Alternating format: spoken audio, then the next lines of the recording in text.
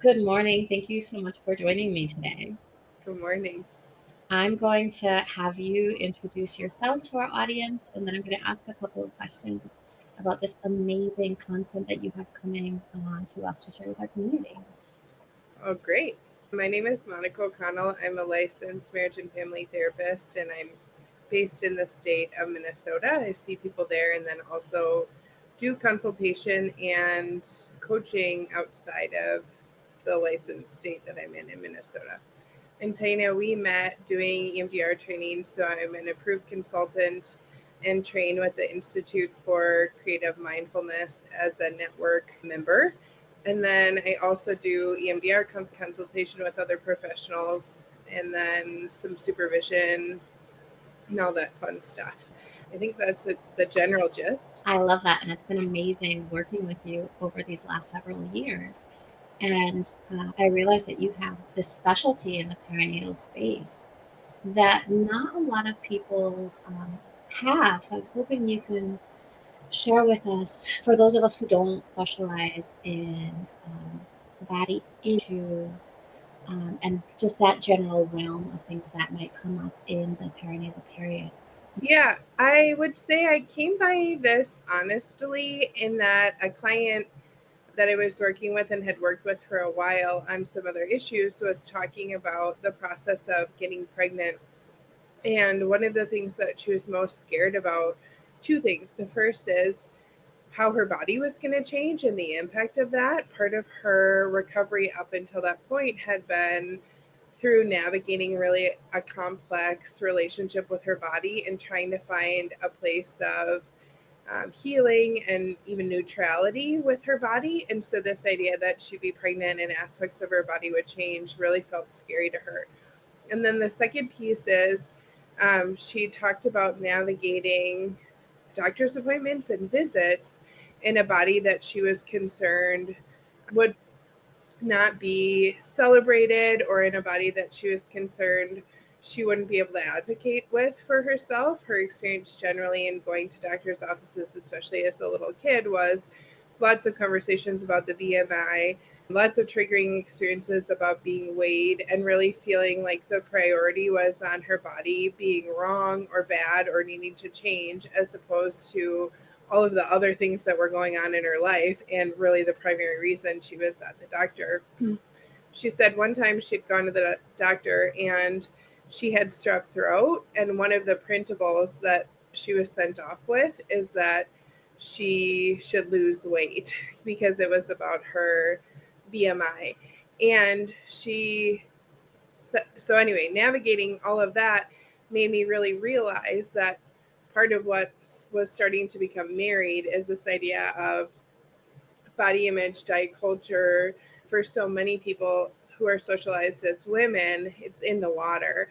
And then it enters into the perinatal period naturally, and together became the specialty. I think so many people navigate body image throughout the perinatal period, through infertility, through pregnancy, through postpartum, so many body changes. And it feels like one of those things that we aren't really talking about, but we should be.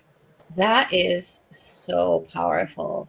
I remember when I had my twins, I left the hospital maybe 2 days later, and I was so much thinner than actually even before the pregnancy that I thought people were going to give me an award.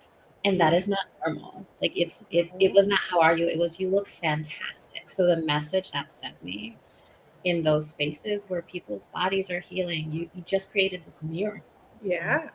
I And remember years ago, a friend of mine had a baby, and I went over to visit her, and maybe she's 2 or 3 weeks postpartum, and she hadn't lost weight. And I remember her sobbing because she was told that breastfeeding is how you lose weight, and she hadn't done that, so she felt like she must be doing something wrong. It's so loaded, and the experience of potentially medical concern for you, like this might be a problem that you weigh this little. Yeah. yeah, that just makes me think of all of the. So I guess my general rule is to only say, "How are you feeling?" That's all I will say. Yeah. But I guess as somebody who doesn't, of course, it has come across my work, but as somebody who doesn't specialize, what are some things that we should know to best support these people who are going through these experiences? Because I want to be helpful without being overwhelming. So for some of us who don't can't read the 10 books or who can't do every pod, what are things that would be helpful for us to know or for to maybe get us started? Yeah, I think the assumption that people are impacted by diet culture that exists in our world and is $1 billion profitable experience is a pretty safe one. And so I do a lot of work with couples therapy. And one of the things that I always bring up in couples therapy is talking about sex, right? Because it's a taboo thing. People don't often talk about it.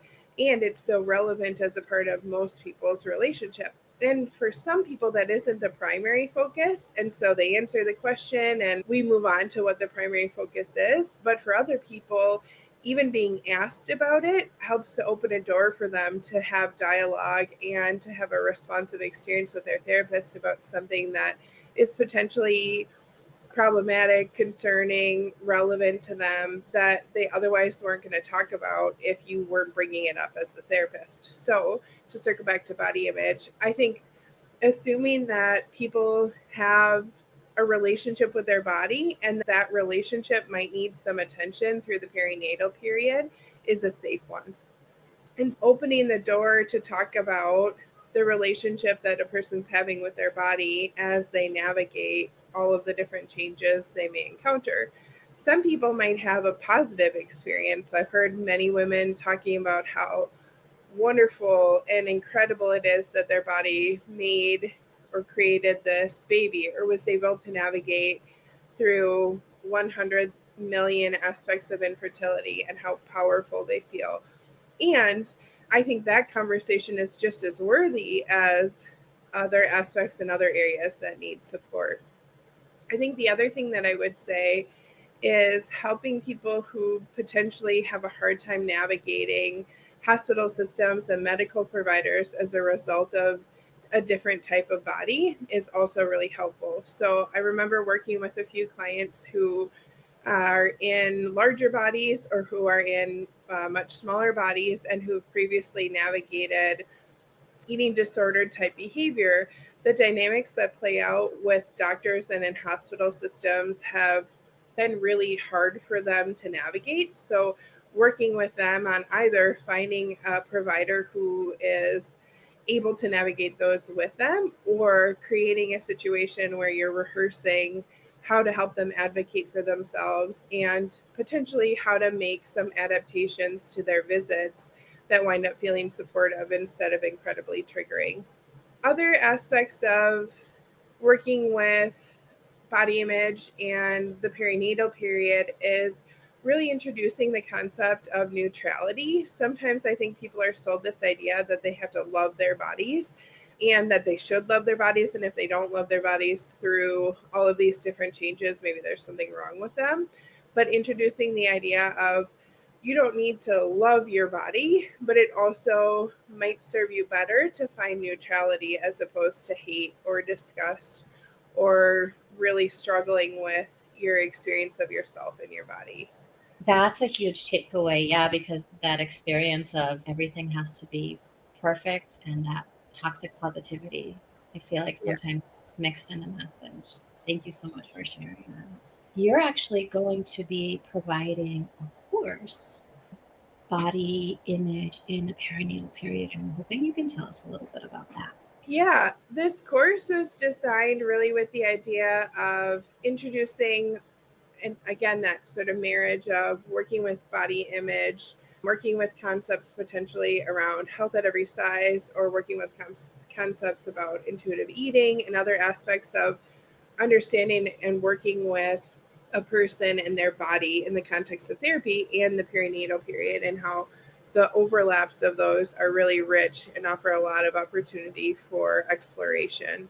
Giving people as therapists some background about the history of really fat phobia, about the history of like I said, the billion dollar corporation of hating women's bodies and the impact that has on each of our individual clients as they navigate what is a really vast experience of having their body change through the course of the perinatal period.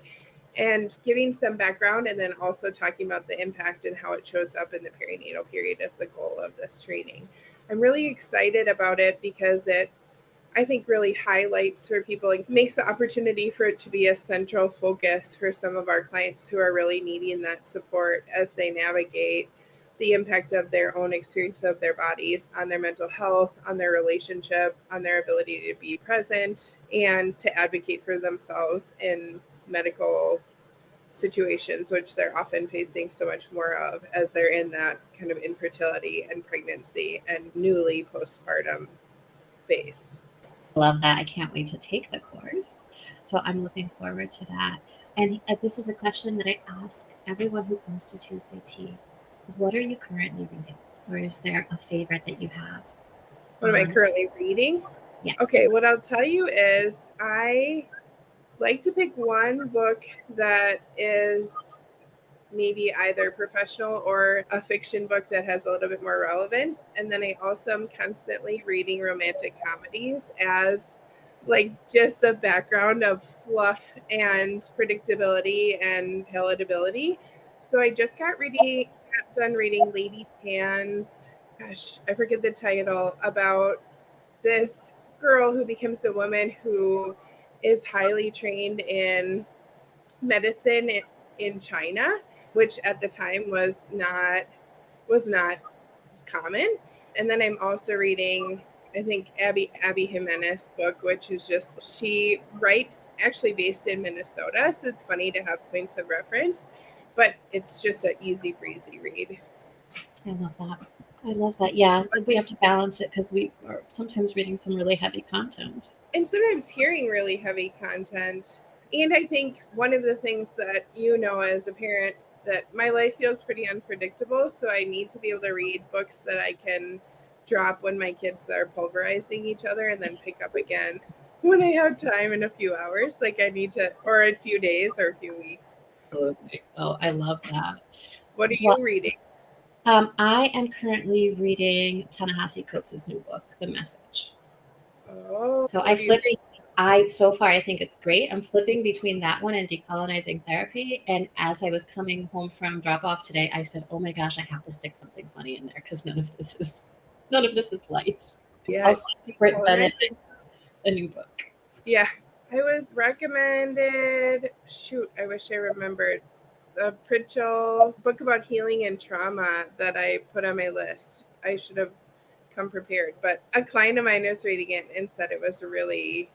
They were recommended to read The Body Keeps the Score, which is a fine book, but they were encouraged to also find other authors that were potentially more values aligned for them. And so that was one of the ones that was recommended, but I don't remember what it's called, but I wrote it down and want to read it. Anyway. Oh, excellent. Yeah, and Judith Herman has a new book out as well. So, Oh, does um, she? yeah, if anybody was wondering if we were both nerds, I mean, I carry that banner proudly. So, Yes. oh my goodness. Thank you so much for joining us and sharing your wisdom. I think that the content of your course is just going to be so well received because this is something that just is not going away for the populations with which we work. Yeah. Yeah, it feels like every maybe couple of years there's a new trendy thing to do to change and modify our bodies. And I think it's really in the water for so many of us, and then it's amplified for so many people in the perinatal period. And so finding ways to support them is really a lovely thing to do. Wonderful. Well, thank you so much, Monica, for sharing part of your day with us. We appreciate you. And I have a link at the bottom of the screen for anybody who might want to be seeking you out for. Thank you. Monica, one of the questions that I always ask people who join us for Tuesday Tea is there anything that you're currently reading, wanting to read, or that you would recommend to our audience? Oh, I love reading. I will say that one of the things to know about me is I love to read romantic comedies as a way to palate cleanse. And so I'm switching between those and nonfiction books as well as therapy focused books. I just got done reading Lady Tan's Circle of Women, which is about a doctor in the 14 and 1500s and how she, as a small child, then into her adulthood, learns to navigate the Chinese culture and being a physician, which during that time is really profound. So I would recommend that book. And then I also really love the author Abby Jimenez. She's total rom com, and actually, funnily, she is based in Minnesota. So all of those like kind of little references in the book are fun for me to check because that's where I'm from. And then next up on my to reads is the book a client recommended. So my client was recommended the book about he keeps a score from somebody and then did a deep dive to try to find other authors who are values aligned for them. And so they recommended they found the Prentice Hemp Hill book about healing. So I was going to start that one next. I've heard really good things. Is that, I think that is now on my upcoming to read. Is that one What It Takes to Heal? I think so. Yeah. Awesome. So that seems really cool, and I'm excited to read. How about you? What's on your reading list? One of the books that I read every couple of years is The Body Is Not an Apology. That's a good one too. And it's I have no issues. Everything is fine. I am great and I am empowered. And then you read that book and you're just like, oh, Yeah, that's a piece of what's informing the training. Her work is incredible. Yeah. oh, thank you so much. I'm so excited to see the what you're going to be presenting to us. And I know that it's going to have a positive impact on my clients. So I thank Yeah. you so Thank you. We're so excited.